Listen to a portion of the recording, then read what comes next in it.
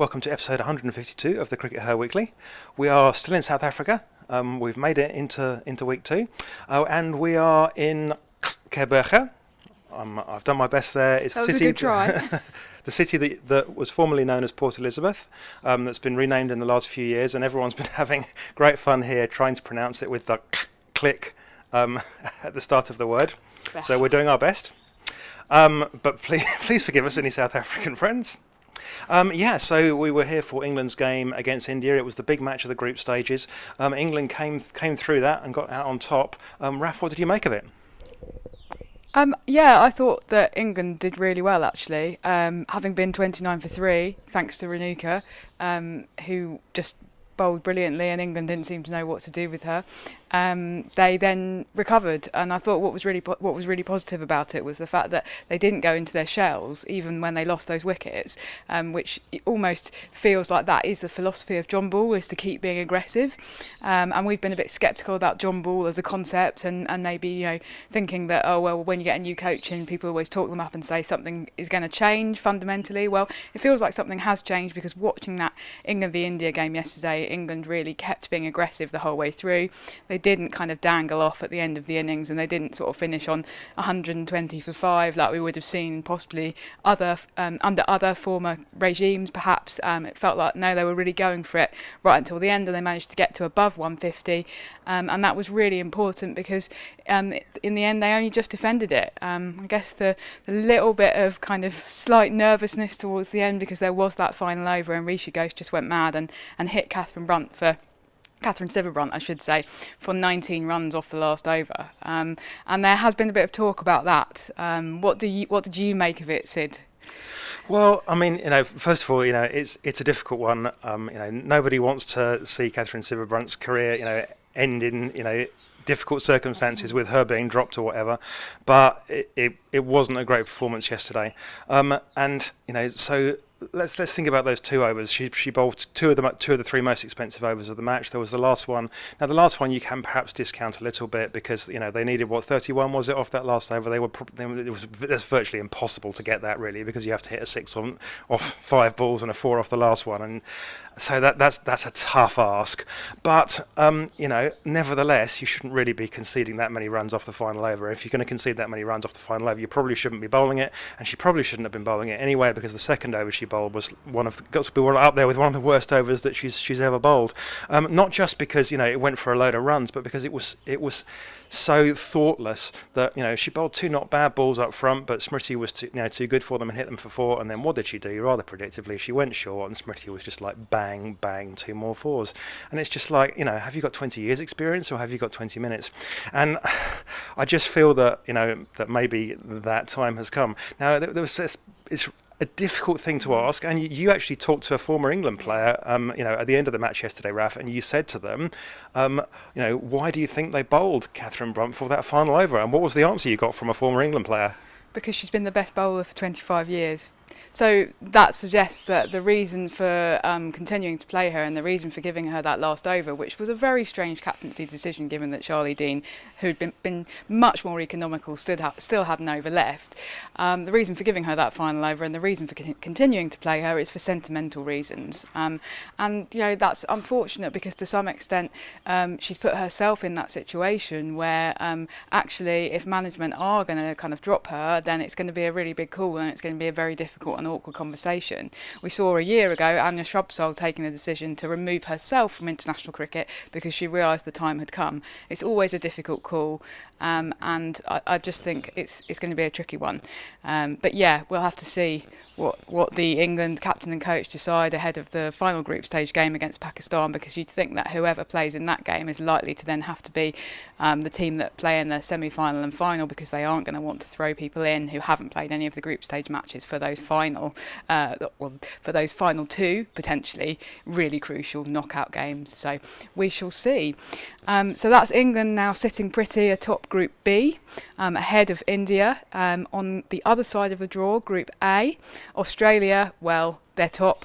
They've qualified for the semi-final. They've topped the group. What can we say, Sid? Well, not a lot. I mean, they have. There's been a couple of points where they've looked like they might be pegged back a little bit.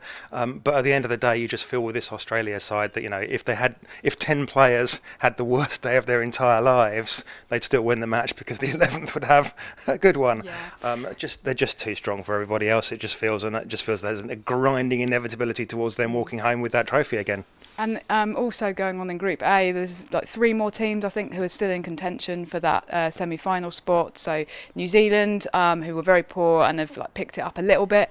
You've also got Sri Lanka, who obviously had that early win against South Africa, but have still got plenty to do in order to make the semi-final. And then South Africa, who of course are playing at home. And we did see over 8,000 people at the ground at St George's Park yesterday. Yeah, it was a fantastic atmosphere, and it feels like the South Africans have really picked up their game in response to the crowd.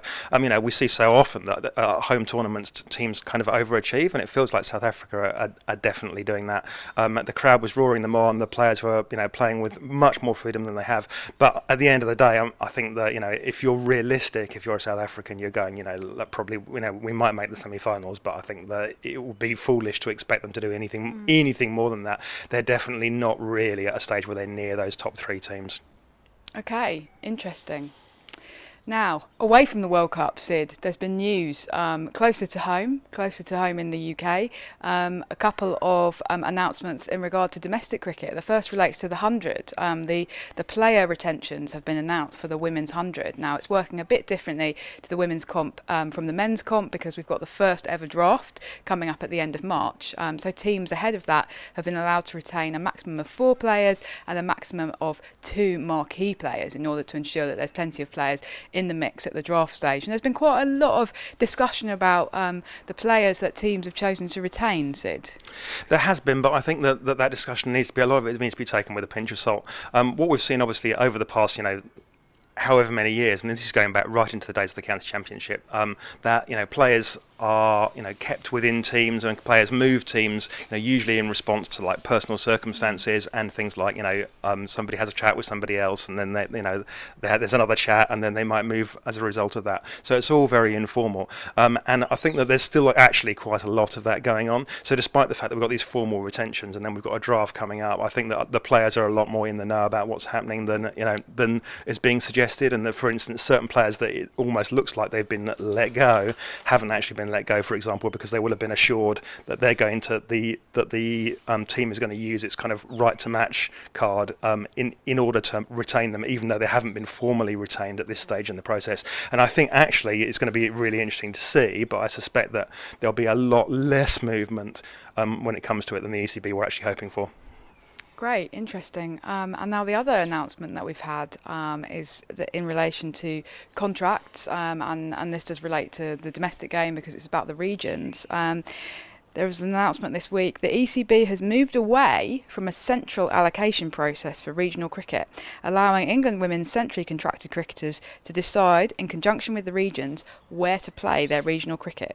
The decision has been taken in the context of the continuing professionalisation of the women's regional game. So what we've had for the first few years of the new regional setup is that, as in the days of the Kia Super League, in order to ensure a kind of equal allocation of England players, the ECB have, from on high, said, okay, we're going to have, you're going to play there, you're going to play there, you're going to play over there to the England players. And we've now moved into a situation where the regions are becoming more professional, and the ECB has apparently decided that it's going to be more appropriate for the England contracted players to kind of make their own decisions about where to play cricket.